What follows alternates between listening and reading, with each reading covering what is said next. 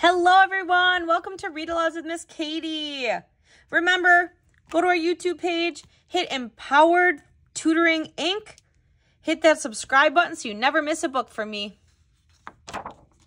Today we're reading The Curious Garden by Peter Brown.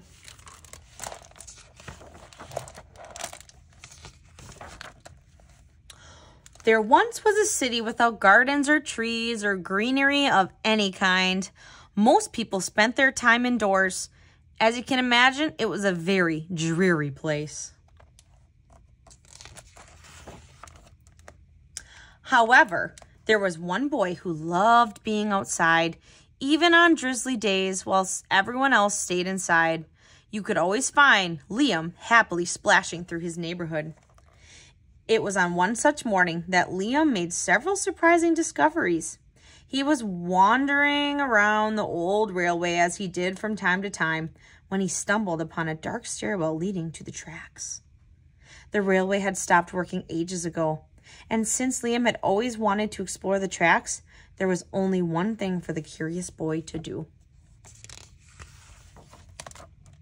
Liam ran up the stairs, pushed open the door, and stepped out onto the railway. The first thing he saw was a lonely patch of color. Wildflowers and plants were the last thing he had expected to find up there. But when he took a closer look, it became clear that the plants were dying. They needed a gardener. Liam may not have been a gardener, but he knew that he could help. So he returned to the railway the very next day and got to work. The flowers nearly drowned, and he had a few pruning problems, but the plants patiently waited while Liam found better ways of gardening. As the weeks rolled by, Liam began to feel like a real gardener, and the plants began to feel like a real garden. Most gardens stay in one place, but this was no ordinary garden. With miles of open railway ahead of it, the garden was growing restless. It wanted to explore. The tough little weeds and mosses were the first to move. They popped up farther and farther down the tracks and were closely followed by the more delicate plants.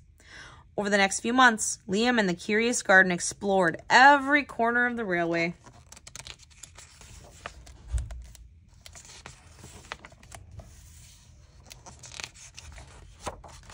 After spending his spring and summer and autumn with the garden, Liam's time on the railway was finally interrupted by winter. Heavy blankets of snow fell on the city that season, and for the first time since he'd become a gardener, Liam could not visit the plants. Rather than waste his winter worrying about the garden, Liam spent it preparing for spring. After 3 cold months, the snow finally began to melt, and Liam rolled his new gardening gear over to the railway. Winter had taken a toll on the garden, but thanks to Liam's planning, his handy new tools, and a little help from the sun, the plants soon awoke from their winter sleep. The garden had always wanted to explore the rest of the city, and that spring it was finally ready to make its move. Once again, the tough little weeds and mosses set out first. They popped up farther and farther from the railway and were closely followed by the more delicate plants. The garden was especially curious about old, forgotten things. Few plants popped up where they didn't belong. Others mysteriously popped up all at once.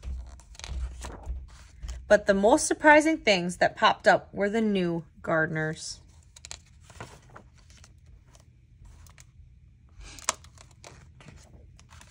Many years later, the entire city had blossomed.